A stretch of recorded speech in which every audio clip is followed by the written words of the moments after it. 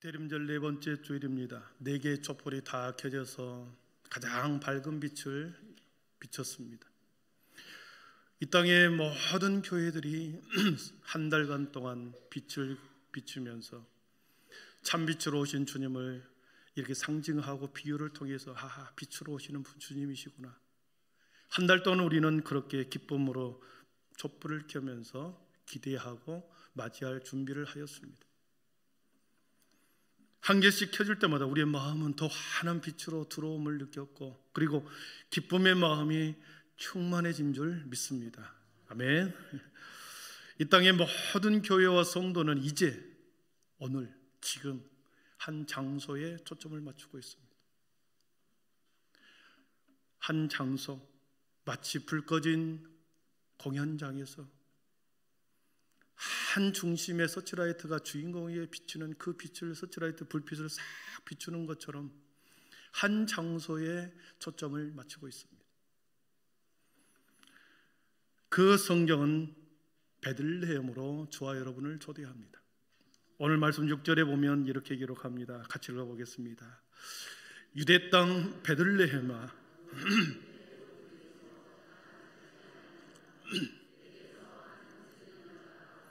내 백성 이스라엘에, 유대 땅 베들레헴아, 너는 유대 고을 중에서 가장 작지 아니하도다. 내게서 다스리는 한 자가 나와서 내 백성 이스라엘의 목자가 되리라. 아멘. 유대 땅 베들레헴아, 베들레헴이 어떤 곳입니까? 미가 선지자는 이미 이스라엘 목자가 나겠다라고 하는 이 베들레헴에 대해서 미가 선지자는 735년 전에, 예수님이 탄생하기 735년 전에 이 환상을 보았습니다. 당시에 북이스라엘에는 강력한 철기 문화로 바탕으로 한 아수르라고 하는 나라가 북방에서, 아시리아라는 나라가 북방에서 침략해 내려왔습니다. 그래서 10개의 지파로 구성되어 있는 북이스라엘을 멸망시켜 버렸습니다. 하나님의 백성들이 사는 10개의 지파가 모여있는 북이스라엘 지파를 722년에 멸망시켜 버렸습니다. 그리고 남유다도, 2개의 지파가 구성되어 있는 남유다도 속국으로 변화했고, 매우 불안하고 두려움 가운데, 혼란스럽고 공포와 두려움 가운데 시대에 빠져 있었습니다. 북쪽 지방은 이미 점령되어 버려 곧 전쟁의 소문이 퍼져나가고, 남쪽에 있는 남유다 백성들도 두려워 떨고 있는 그때에 평화가 무너져 버렸습니다. 고요함이 깨트려져 버렸습니다.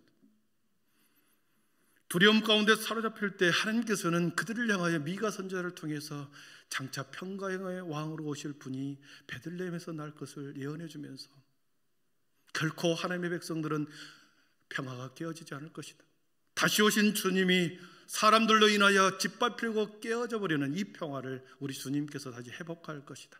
그 태어날 장소 베들레헴이라는 것을 환상으로 보여주었습니다. 이 작은 고을 베들레헴에서 이스라엘을 구원할 목자, 이스라엘의 목자, 온 세상의 구원자가 날 것을 이미 예수님의 탄생 735년 전에 환상을 보았습니다. 성경에서 이 베들레헴은 매우 역사적인 도시였습니다. 야곱이 가장 사랑하는 여인, 4명의 여인 부인 중에 첫 번째 라헬이라고 하는 여인이 베냐민을 낳다가 젊은 나이에 죽어버렸습니다. 사랑하는 아내를, 그의 묘지를 베들레헴 땅에 묻어준 거죠. 그리고 루시라고 하는 여인이 시어머니를 따라서, 아무것도 없는 시어머니를 따라서 고향을 버리고 친척을 버리고 루시 정착한 곳이 베들레헴 땅이었습니다. 소망이 없는 그 땅이었고, 그 여인에게 있어서는 항무제와 같은 그런 곳이 와서 살았던 것이 베들레헴이었습니다. 더 중요한 것은 이곳이 바로 다윗 왕이 탄생했던 곳이죠. 그래서 다윗성이라고 부릅니다. 성경에는 여러 가지 중요한 연결고리가 있기는 하지만 이 베들레헴은 예루살렘에 비해서 서남쪽으로 10km 떨어진 그런 곳이죠. 세상적으로 볼 때 역사의 중심 무대가 아니었습니다. 밀농사와 목축을 하는 농촌 마을에 불과한, 아무도 주목하지 않는 역사적인 배경은 있다 할지라도 당시에 그 누구도 주목하지 않는 작은 장소가 베들레헴 땅이었습니다. 성경은 그 작은 베들레헴의 땅, 아무도 주목하지 않는 그 베들레헴에 오늘 기록하고 있습니다. 제가 익산에 온 지 만 7년이 되었습니다. 여기저기 군산도 다녀보고 논산에도 가보고 지역을 좀 다녀보았습니다. 최근에 김제를 다녀왔습니다.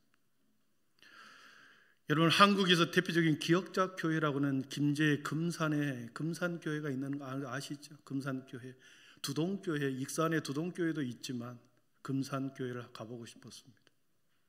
그래서 저희 아내와 함께 시간을 내어서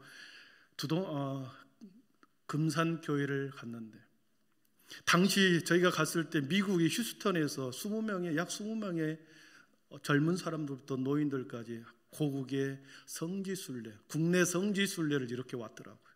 그래서 거기서 만났습니다. 연령이 젊으신 분부터 나이 드신 분까지 한 20명 정도가 이렇게 국내에 고국에 들어와서, 그래도 우리가 신앙생활을 하는데 가야 할 곳이 이곳 아닌가, 그래서 왔다는 겁니다. 금산교회를 왔습니다. 여러분, 금산교회의 아름다운 이야기를 우리는 알고 있습니다. 지주였던 조덕삼과 그의 집에 머슴으로 살았던 이자익이라고 하는 사람, 두 사람의 관계는 문명의 충돌 속에서 기독교의 정신, 기독교의 가르침이 얼마나 소중한지를, 중요한지를 보여주는 사례가 두 사람과의 관계였습니다. 지주인 조덕삼과 노비인 종이었던 이 이자익, 양반과 상놈 반상이 구별되어 있고 남녀 구별이 유별하는 그때에 이 금산교회에서는 예수님의 사랑을 실천했습니다. 예수님의 가르침을 실천했습니다. 높은 자가 양반이 노비를, 자기의 종이었던 이자익을 이렇게 섬기죠. 그의 공부를 시켜서 목사가 되게 만들었죠. 문화적 충돌을, 또 금산교회는 문화적 충돌을 뛰어넘는 가장 중요한 이 시대의 교회의 기독교 정신을 보여준 본보기가 이 금산교회였습니다. 사진 한 장을 보여주시죠. 기역자 교회고 작은 종탑이 돌담격 교회 옆에 세워져 있어서 그 교회는 원형을 잘 보존하고 있었습니다. 제가 말씀드리고자 하는 것은 너무나도 보기에 초라하잖아요. 금산교에서 북쪽으로 1km 떨어진 곳에 금산사 절이 있었습니다. 금산사 1400년 전에 백제시대에 창건된 금산사 절이 나왔습니다. 저희도 그 경내를 다 둘러보았습니다. 1961년도에 월주 스님이라고 하는 사람이 지주가 아니라 주지로 부임하여 거기에서 막 복원공사를 엄청나게 합니다. 엄청난 규모의 복원공사를 해서 큰 절을 만들었습니다. 금산사 경내를 전체를 둘러보면서 거기에서 바로 밑으로 내려오면 금산교회가 있고, 다시 밑으로 한 1km 정도 떨어지는 곳에 금평저수지가 나왔습니다. 금평저수지 앞에 여러분, 거기에 대순진리회라고 하는 거기에 익산교당이 거기에 있었습니다. 사진 넘겨주시죠. 금산사 절이 있고 금산교회가 있고, 그럼 대순진리회라고 하는 정경이 아주 좋은 금평저수지 바로 앞에 엄청난 규모의 대순진리회 김제교당이 있었습니다. 거기에서 또 1km 정도 밑으로 더 내려가니까 이제는 어디가 있는 줄 아십니까? 증상교 본산이 거기에 있었습니다. 증상교 본산. 강증산이가 저곳에서의 득도를 한 곳이다. 그래서 잘 보존하고 어마어마하게 지어놨습니다. 금산사 절, 금산교회, 대순진리의 그 증상교. 네 개의 이런 종교가 그 2km 반경 안에 있더라고요. 그것을 발견하고 이것을 설교해야 되겠다.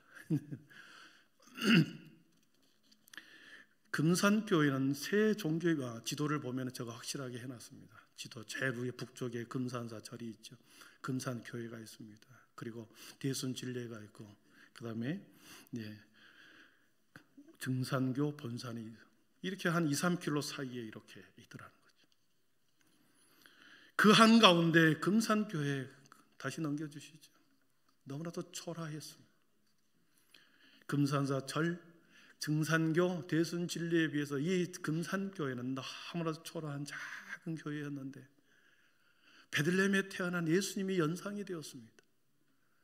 예루살렘 성전도 아니고 헤롯 왕이 궁궐이 있었던 그런 곳도 아니고 베들레헴이라고 하는 아무도 주목하지 않는 작은 곳에서 예수님이 거기서 태어났다라는 거죠. 하나님의 시선 속에서 이 베들레헴은 작은 마을이 결코 아니었습니다. 오늘 말씀에 유대 땅 베들레헴아 너는 유대 고을 중에서 가장 작지 아니하도다. 가장 작지 아니하도다. 작지 않다. 이중부정을 해서 가장 크다는 것을 표현하는 거죠. 아멘. 그렇습니다. 세상의 기준으로 볼 때, 육신의 눈으로 볼 때는 금산교회가 매우 초라하고 작은 곳이었지만 그 교회를 통해서 한국교회의 총회장을 배출한, 2번이나 배출한 교회가 되었습니다. 하나님의 뜻과 이상을 실현하는 장소가 베들레헴이었고, 그리고 이 땅의 교회인 줄 믿습니다. 초라하게 보여도 교회가 희망이고, 그 교회를 통하여 하나님은 지금도 하나님의 뜻과 하나님의 마음과 하나님의 비전을 그 교회를 통하여, 이 땅의 교회를 통하여 계속해서 오실 때까지 비전을, 뜻을 이루어 가고 있습니다. 이사야 선지자도 보았습니다. 주님이 어떻게 탄생할지. 이사야 11장 1절과 2절 같이 읽어보겠습니다. 같이 읽습니다. 이새의 줄기에서 한 싹이 나며 그의 위에 여호와의 영 곧 지혜와 총명의 영이요 모략과 재능의 영이요 지식과 여호와를 경외하는 영이 강림하시리니. 아멘. 이사야 선지자도 보았습니다. 예수님이 탄생하기 700년 전에 활동했죠. 이새의 줄기에서 한 싹이 나오는 것이다. 많은 싹이 아니라, 한 문금의 튼튼한 싹이 아니라 연한 줄기에서 나오는 한 싹, 딱 하나 줄기에서 나올 것이다. 그 싹이 나서 줄기가 되어 열매가 맺을 것이다. 누군가가 툭 건들면 부러질 것이고, 짐승이 지나가다 그 연한 싹을 부딪히기를 하면 꺾여져 버리는 그 연한 싹이었습니다. 그 연한 싹은 다윗 왕을 배표했고 앞으로 오실 예수 그리스도를 예표한 그 싹이었습니다. 이처럼 이새의 줄기와 같이, 연한 줄기와 같이 건들면 쉽게 부러지고 순한 양처럼 우리 주님의 탄생의 모습을 예언한 거지요. 가장 낮은 곳으로 오실 주님, 아무도 기대하거나 어떤 곳에서도 환영받지 못했던 빈방조차 없는 연약한 곳에서 태어난 우리 주님의 모습, 그것을 이새의 줄기로 표현하고 있습니다. 초림으로 오실 메시아는 이처럼 작은 모습으로 겨자씨와 같이 보일뚱말뚱 오셨지만, 그 주님은 이스라엘의 목자가 되었고 온 세상에 저와 여러분을 구원하기 위한 구원자의 목자가 되신 줄 믿습니다. 사랑하는 성도 여러분, 저와 여러분은 늘 큰 것을 바라고 더 크고 원대한 것을 바라고 더 많은 것을 이루기를 바라면서 화려한 모습, 성공하기를 바라면서 살아가는 것이 우리의 모습입니다. 그러나 하나님은 우리에게 그렇게 말씀하시죠. 작은 것, 낮은 것, 부족한 것, 실패한 것에서 거기에서부터 다시 시작하라. 연한 줄기가, 연한 싹의 줄기가 되고 거기서 열매를 맺겠다. 작은 가지에서 싹을 내고 가지를 낼 것을, 가지에서 열매를 낼 것으로 하나님께서는 보여주시면서, 그렇게 낮은 곳으로, 비천한 곳으로, 환영받지 않는 곳으로 왔지만, 그러나 하나님께서는 사랑하는 아들을 가장 존귀한 자로 여기셨고, 그렇게 세상 가운데 구원의 은총으로 선물로 이 땅에 보내셨습니다. 사랑하는 성도 여러분, 한 해를 살면서, 성탄절을 맞이하면서 내 인생 가운데 이루지 못한 그것으로 인하여 다른 사람과 비교하여 스스로 자신의 작은 것으로 인하여 부끄러워하고 있지 않습니까? 1년을 지나오면서 나의 작아짐, 나의 약한 부족함으로 인해서 스스로 자책하고 있지 않습니까? 스스로를 부끄러워하고 있지 않습니까? 내 손에 들려진 적은 물고기와 떡으로 인하여 매우 부끄럽고 한없이 초라한 자신의 모습을 발견합니까? 그러나 보십시오. 이새의 줄기에서 솟아나는 희망을 발견할 수 있기를 축복합니다. 내 삶 속에서 함께 하신 하나님의 열심을 여러분의 믿음 가운데서, 여러분의 마음 가운데서, 믿음 안에서 발견하기를 축복합니다. 반드시 하나님께서는 여러분에게 믿음을 주셨고 생명을 주신 그 빛으로 오신 주님이 여러분의 마음속에 있기에 연한 싹처럼 세상 사람들에게 내놓을 것 없다 할지라도 반드시 연한 싹의 줄기가 되어 열매를 맺을 것이다, 나를 통하여 하나님께서 영광 받으실 것이라고 하는 여러분은 그 믿음, 그리고 나를 통하여 주님이 일하실 것을 믿음의 눈으로 바라볼 수 있기를 축원합니다. 성탄절의 아기 예수, 초라한 아기 예수께서 오늘 우리들에게 말씀하십니다. 지혜의 영, 총명의 영, 여호와의 영이 임하면 연한 싹이 줄기가 되고 수많은 열매를 맺게 될 것이다. 성탄절 절기에 우리에게 말씀하시는 것은 주님의 희망과 주님의 소망을 품으라고 하는 이 말씀이었습니다. 주님이 여러분의 마음속에 오시는 그 주님을 더 기뻐하며 맞이할 수 있기를 축원합니다. 두 번째, 오늘 본문에서 우리에게 주는 교훈은 그렇습니다. 갑자기 큰 별이 떴습니다. 별을 연구하는 동방박사들이 그 별이 떠 있는 것을 보았습니다. 어느 날 갑자기 큰 별이 떠오른 겁니다. 근데 그 별이 보니 베들레헴, 예루살렘 근처로 생각했습니다. 근처 위에 떠올랐습니다. 그래서 이 세 명의 동방박사들이 예루살렘으로 걸어갑니다. 예루살렘에 도착했습니다. 당시의 종교적 중심이요 모든 정치적 중심이었던 이 예루살렘이야말로 우리 왕이신 메시아가 유대인의 왕으로 오실 것이라는 것을 알았기 때문에 예루살렘에서 예수님이 나실 것이다 믿었던 거죠. 그래서요 예루살렘으로 갔습니다. 다윗의 별을 보고 예루살렘에 도착했으나 예수님을 찾을 수가 없었습니다. 오늘날 다윗의 동네에 왕이 나셨는데 예루살렘에 와보니 예수님이 안 계신 것입니다. 그래서 이렇게 묻습니다. 오늘 2절과 3절을 보십시오. 같이 읽어봅니다. 유대인의 왕으로 오신 이가 어디 계시냐? 우리가 동방에서 그의 별을 보고 그에게 경배하러 왔노라 하니 헤롯 왕과 온 예루살렘이 듣고 소동한지라. 아멘. 예루살렘에 와서 왕으로 나실 예수님을 찾았으나 거기에 있지 않았습니다.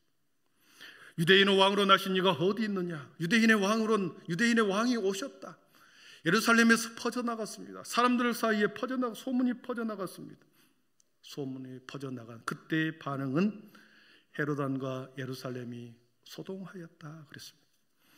헤롯 왕뿐만 아니라 온 예루살렘이 소동하였다. 헤롯 왕은 세상을 대표하는 그런 세상의 통치자지요. 예루살렘은 영적인 통치자들이 모여있는 곳이었습니다. 세상의 통치자와 영적인 통치자들 모두가 예수님 탄생에 대해서 소동했다. 소동하다라고는 타라소라고 하는 단어가 흔들다 뜻입니다. 당황하여 무섭게 흔들고 놀라여 당황하여 시끄럽게 안절부절하게 못하게 소동되었다 그 뜻입니다. 잠잠한 마음의 상태를 흔들어 깨운 것이죠. 예수님의 나심으로 왜 사람들이 소동했을까? 두 가지입니다. 하나는 계시의 실체를 보았기 때문입니다. 당시 이스라엘 백성들 가운데는 곧 오시겠다고 하는 메시아 대망 사상이 이스라엘 사람들에게 팽배했습니다. 자신들을 구원해 줄 능력과 권세와 힘을 가진 그 왕이 오셔서 자신들의 앞쪽에서 해방시켜 줄 대망 사상이 있었습니다. 메시아의 대망 사상, 기대함과 대망 사상이 온 백성들 가운데 유대인 사이에 있었는데 언제 올지 아무도 몰랐으나 현실로 나타나 버린 것입니다. 실체로 나타난 것이었습니다. 그래서 얼마나 기뻤겠습니까? 기대하고 기다리고 있었는데 실체로 나타난 것이었기 때문에 사람들의 마음속에 기쁨을 요동이 있어요. 하나님의 백성들 가운데 소동이 일어나기 시작합니다. 마음의 기쁨이 일어나기 시작합니다. 그리고 전혀 다른 세상이 열리게 된 것이죠. 기존의 질서가 해체되고 새로운 세상이 열렸기 때문입니다. 이제는 모든 사람들에게 눈에 보인 실체로 손으로 만진바된 현실적인 사건으로 막연한 대망사상이 실체로 보았고 그 계시의 실체가 드러나 영적으로 캄캄한 어둠이 거치는 새로운 세상이 왔기 때문에 소동하게 된 것입니다. 기쁨의 소동인 거죠. 그런가 하면 헤롯 왕도 소동했다고 그랬습니다. 헤롯 왕이 왜 소동했을까? 왜 안절부절 못하고 시끄럽게 그렇게 법석거리고 떠들었을까요? 합법적으로 부여받는 갈릴리 분봉항으로 자기가 부임해 왔는데 유대인의 왕으로 났다고 하니 자신의 자리가 위협을 받은 거죠. 그래서 헤롯 왕은 2살 이하의 모든 아이들을 다 죽이라고 명령합니다. 16절에 보니까 2장 16절에 보니까 그때를 기준하여 2살부터 그 아래로 다 죽이니 그랬습니다. 자신의 자리가 위협을 느껴서 모든 어린아이들을 다 죽여버리라고 학살의 명령을 내립니다. 예루살렘 곳곳에 사람들이 불안을 떨고 안절부절 못한 소동이 일어난 거죠.